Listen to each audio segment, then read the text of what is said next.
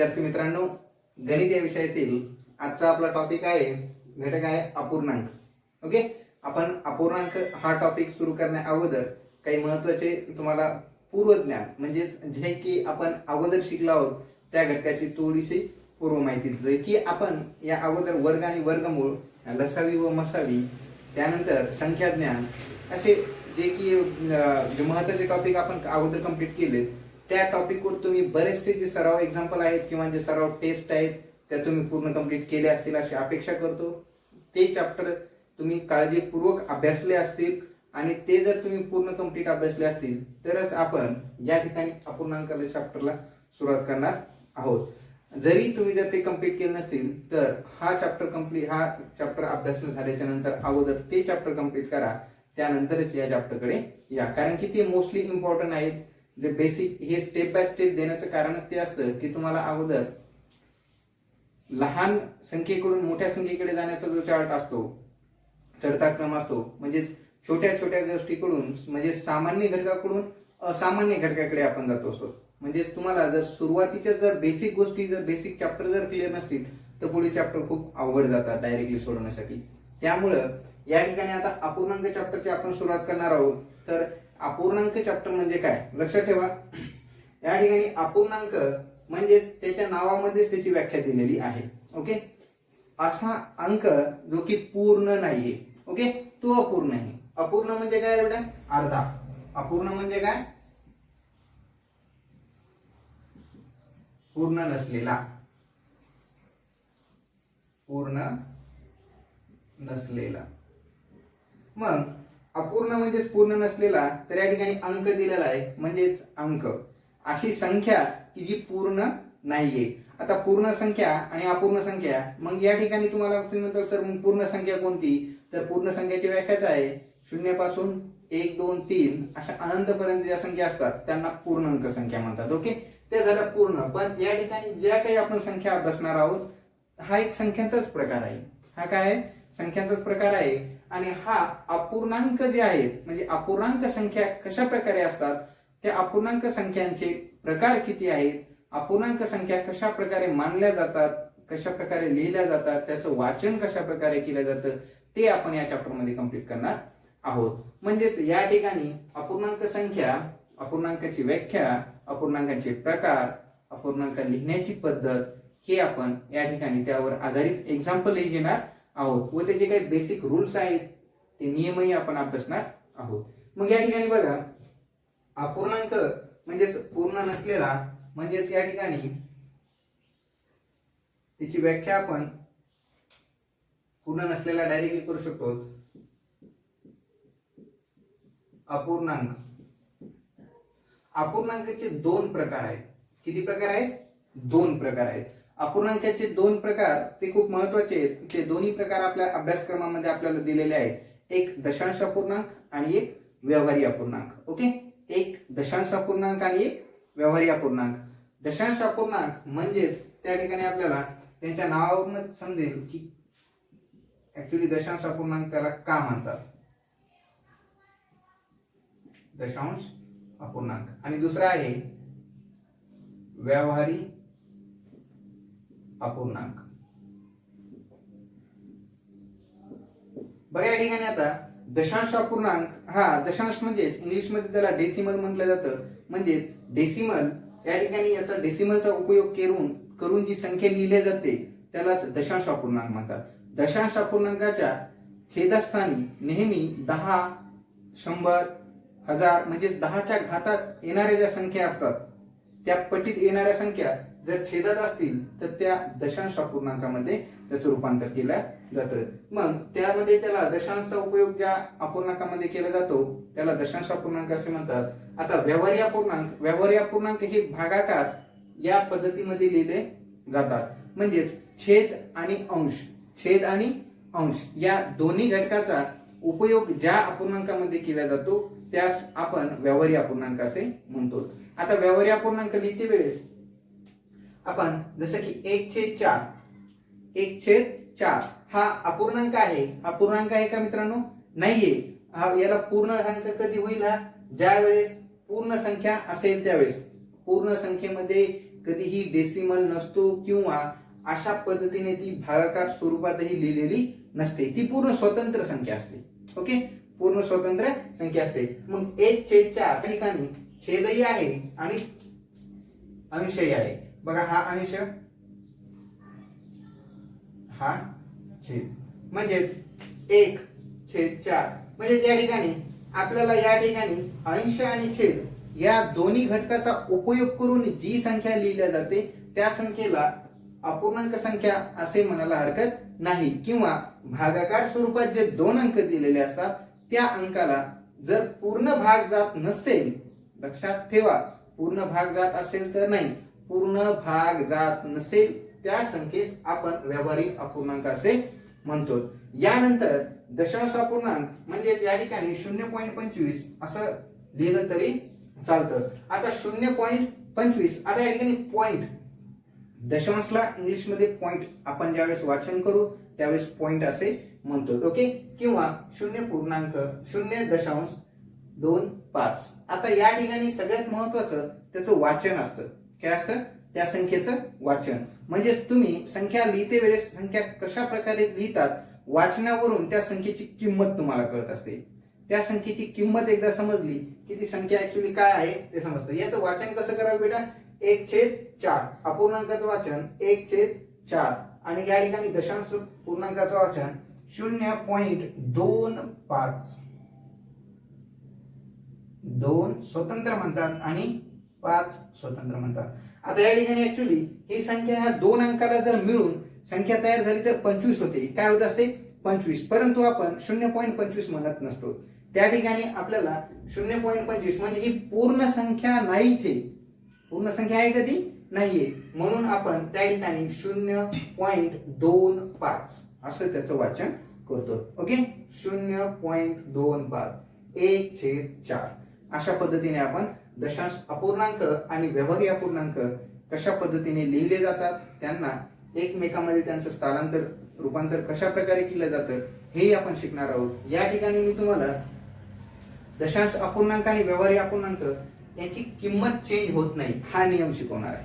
Okay, सर्वात अगोदर म्हणजे त्यांची व्हॅल्यू, अपूर्णांकांची व्हॅल्यू किंमत सारखीच असते दोन्ही अपूर्णांकाची. जर तुम्हाला अपूर्णांक दिलेला असेल तर त्याला आपण दशांश अपूर्णांकामध्ये कन्वर्ट करू शकतो. दशांश अपूर्णांक दिलेला असेल त्याला आपण व्यवहारी अपूर्णांकामध्ये कन्वर्ट करू शकतो. दोन्ही मध्ये जर लिहिलं तर त्याची किंमत चेंज होत नाही. लक्षात ठेवा, परीक्षेलाही नियम हा कधीही एक्झाम्पल तुम्हाला पडू शकतं की दशांश अपूर्णांकाची जर व्यवहारी अपूर्णांकामध्ये स्थलांतर केलं तर त्याची किंमत चेंज होते का किंवा होत असते किंवा नाही, सत्य की असत्य विधान ओळखा. तर ते असत्य विधान होत नाही हे सत्य आहे. कारण की बघा या ठिकाणी 1/4 म्हणजेच आपण या ठिकाणी 4 ने, हेच एक्झाम्पल घेऊया, 4 ने 1 ला भागतो.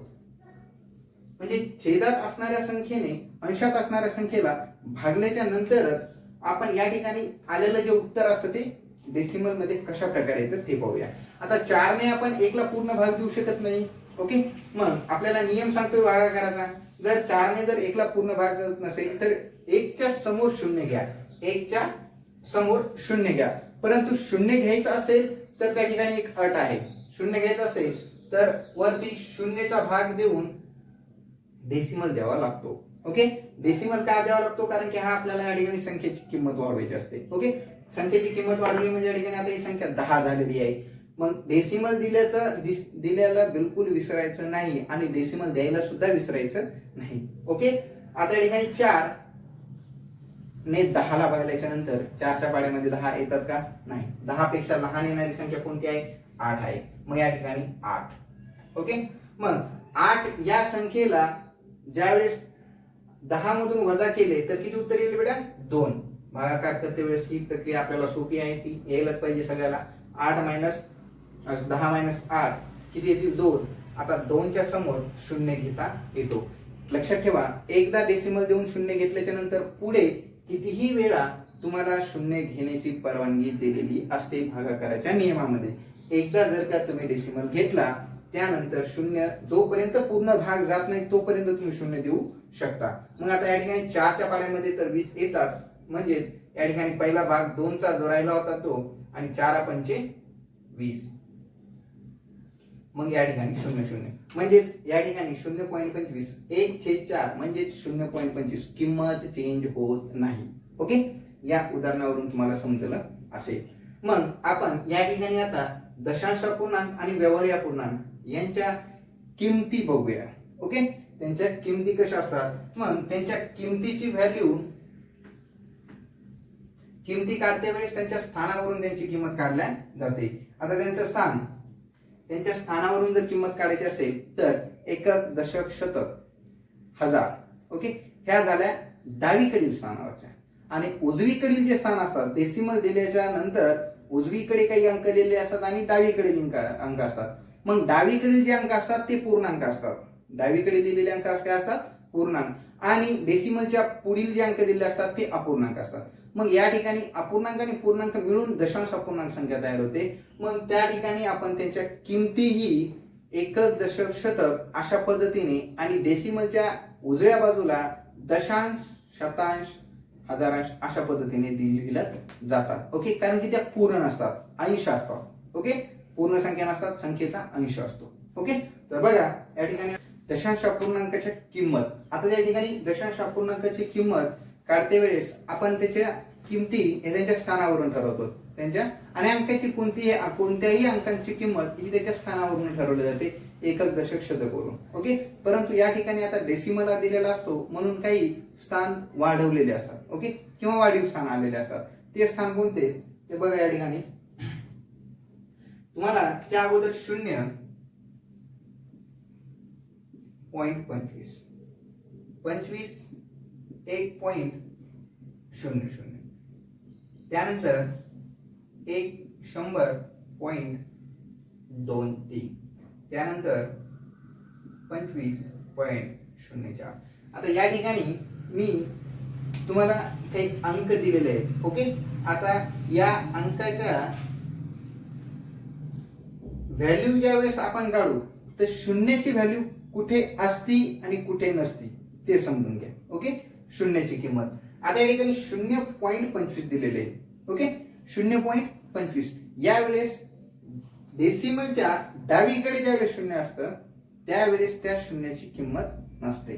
ओके, त्या शून्याची किंमत नसते. 0.25 हे महत्व, सॉरी 2.5 हे महत्वाचं असतं. ओके, म्हणजे शून्याच्या दशांशच्या डावीकडे जर शून्य असेल तर त्या शून्याला किंमत नसते. खाली बघा या ठिकाणी 25.00 दिलेले आहेत.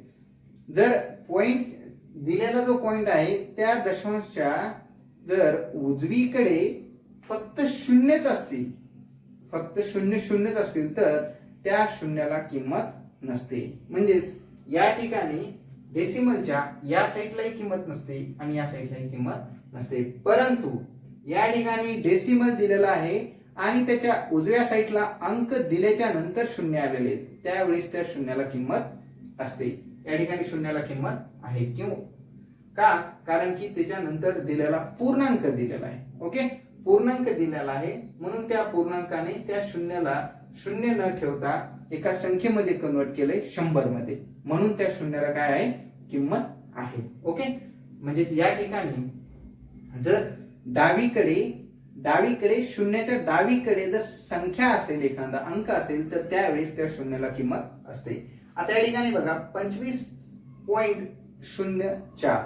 आता या ठिकाणी सुद्धा शून्याला किंमत आहे, कारण की या ठिकाणी डेसिमलच्या नंतर जे शून्य आले त्याच्यानंतर एक अंक दिलेला आहे, अंक दिलेला असेल त्यावेळेस त्या शून्याला किंमत असते, कारण की त्याची प्लेस वाढवून दिलेली आहे.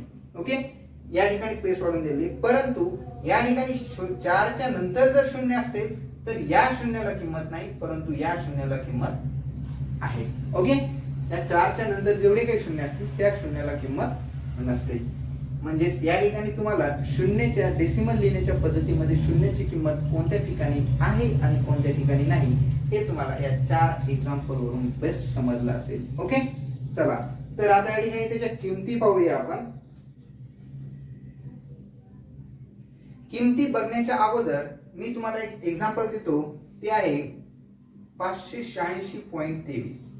ओके, 586.23. मग आता या ठिकाणी 586.23 या संख्येला या संख्येच्या आपल्याला किमती फाइंड करायच्या. ही जी संख्या दिलेली आहे ही दशांश अपूर्णांकामध्ये दिलेली आहे, पूर्ण संख्या नाहीये. 0.23 आहे म्हणजे पूर्ण संख्या नाहीये. मग या ठिकाणी एक चार्ट देतो मी तुम्हाला, त्या चार्टचा अभ्यास करून आपण त्याच्या किमती कशा प्रकारे फाइंड केल्या जातात त्या पाहूया.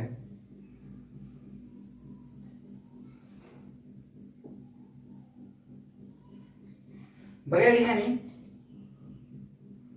एक, एकक, दशक, शतक, दशांश आणि शतांश 5, 2, 3, 4 आणि 5. या ठिकाणी संख्या एकक आणि त्यांचा विस्तार, स्थान व किंमत. बघा या ठिकाणी संख्या आपण अगोदर ज्या दिलेल्या आहेत त्या मांडून घेऊया. ओके, संख्या मांडून घेते वेळेस संख्या व्यवस्थित मांडून घ्यायच्या. 500 म्हणजेच या ठिकाणी 86. ओके, पॉइंट किती दिले 23.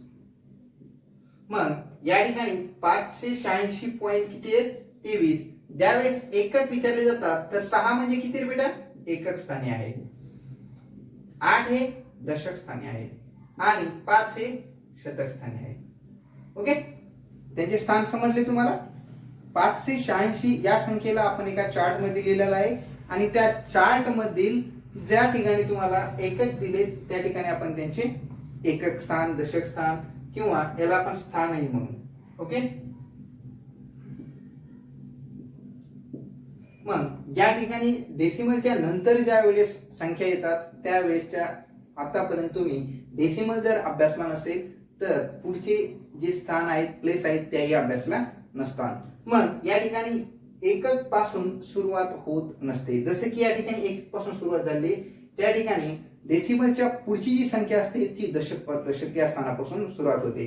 कारण की दशांश मध्ये लिहिते वेळेस संख्या आपण सुरुवातच 10 छेद असणे गरजेचं असतं. त्याच्या 10 कमीत कमी 10 ही संख्या छेद असणे गरजेचं असतं किंवा 10च्या पटीत. आपल्याला त्याची व्याख्याही सांगितलेली आपण, जर ती 10च्या पटीत असेल तर किंवा 10चा घात असेल तर ती दशांश संख्या असते. मग या ठिकाणी दशक, दशांश काय म्हणतात त्यांना दशांश.